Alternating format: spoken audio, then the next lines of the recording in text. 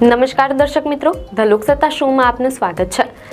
શું તમે પણ સામાન્ય તાવ, ગળામાં દુખાવો કે શરદી ખાંસી થતાં જ તરત મેડિકલ સ્ટોર પર જઈને એન્ટીબાયોટિક્સ ખરીદી લો છો? જો હા, તો સાવધાન થઈ જજો। 28 ડિસેમ્બર 2025ના રોજ વર્ષના છેલ્લા મન કી બાત કાર્યક્રમમાં પ્રધાનમંત્રી નરેન્દ્ર મોદીએ દેશના સ્વાસ્થ્ય અંગે એક અત્યંત ગંભીર ચિંતા વ્યક્ત કરી છે।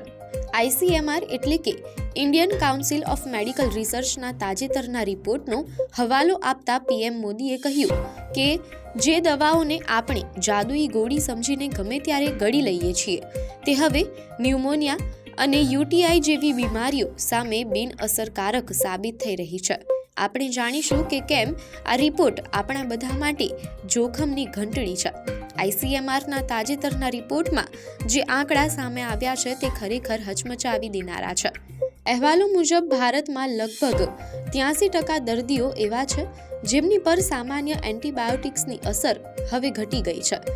બેક્ટેરિયામાં આ દવાઓ સામે લડવાની શક્તિ એટલે કે રેઝિસ્ટન્સ રેટ 80% સુધી પહોંચી ગયો છે।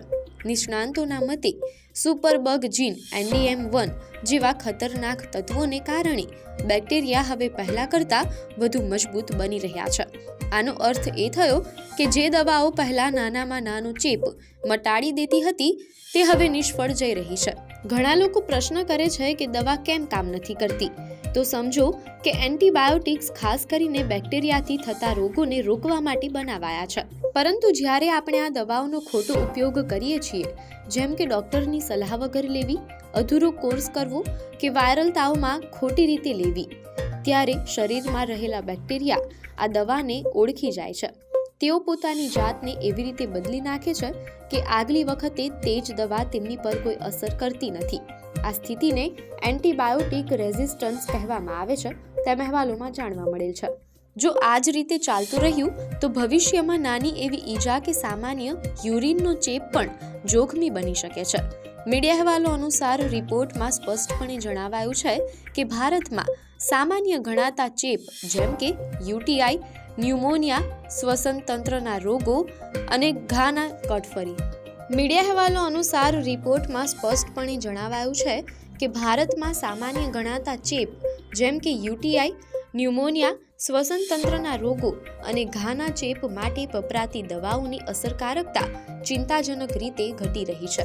હોસ્પિટલોમાં હવે એવા દર્દીઓની સંખ્યા વધી રહી છે જેમની પર હાઈ ડોઝ એન્ટીબાયોટિક્સ પણ કામ નથી કરી રહી, તેમ અહેવાલોમાં જાણવા મળેલ છે। જ્યારે ડોક્ટર કોઈ ગંભીર બીમારીની સારવાર કરે છે અને બેક્ટેરિયા દવા સામે લડવાનું શીખી ગયા હોય છે, ત્યારે સારવાર લાંબી ચાલે છે, ખર્ચ વધે છે અને મૃત્યુનું જોખમ પણ અનેક ગણું વધી જાય છે। આ સમસ્યા માટે ક્યાંક ને ક્યાંક આપણી બેદરકારી જવાબદાર છે। લોકોમાં એવી માન્યતા ઘર કરી ગઈ છે કે એન્ટીબાયોટિક એ દરેક રોગનો ઈલાજ છે। સૌથી મોટી ભૂલ તો ત્યારે થાય છે જ્યારે લોકો મેડિકલ સ્ટોર પર જઈને જાતે જ દવા માંગી લે છે। બીજી મોટી ભૂલ છે અધૂરો કોર્સ।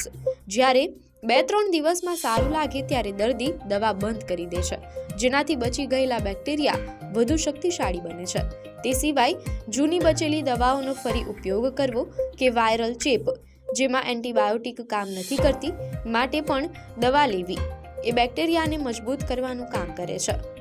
આપણે દવાને તાત્કાલિક રાહતનો શોર્ટકટ માની લીધો છે, જે વાસ્તવમાં લાંબા ગાળે નુકસાનકારક છે। પ્રધાનમંત્રી મોદીએ આ મુદ્દાને મન કી બાતમાં ઉઠાવીને સમગ્ર દેશને જાગૃત થવા અપીલ કરી છે। આપણે હવે જાગવું પડશે। સૌથી પહેલા તો એ નિયમ બનાવો કે ડોક્ટરના પ્રિસ્ક્રિપ્શન વગર ક્યારેય એન્ટીબાયોટિક્સ લેવી નહીં। ડોક્ટર જે કોર્સ આપે તો તે પૂરો કરવો। વાયરલ તાવ કે સામાન્ય શરદીમાં ડોક્ટરના પ્રિસ્ક્રિપ્શન વગર એન્ટીબાયોટિક્સ લેવાનું ટાળો। આ ઉપરાંત આપણી રોગ પ્રતિકારક શક્તિ એટલે કે ઇમ્યુનિટી વધારવા પર ધ્યાન આપો। યાદ રાખો, દવા આપણી રક્ષા માટે છે, તેને આપણી નબળાઈ ન બનાવો। સ્વાસ્થ્ય એ જ સંપત્તિ છે, પણ એ સંપત્તિને જાળવવા માટે સમજદારી ખૂબ જ જરૂરી છે। આપને માહિતી સારી લાગી હોય તો વિડીયોને લાઇક અને શેર કરજો, ચેનલને સબસ્ક્રાઇબ કરજો।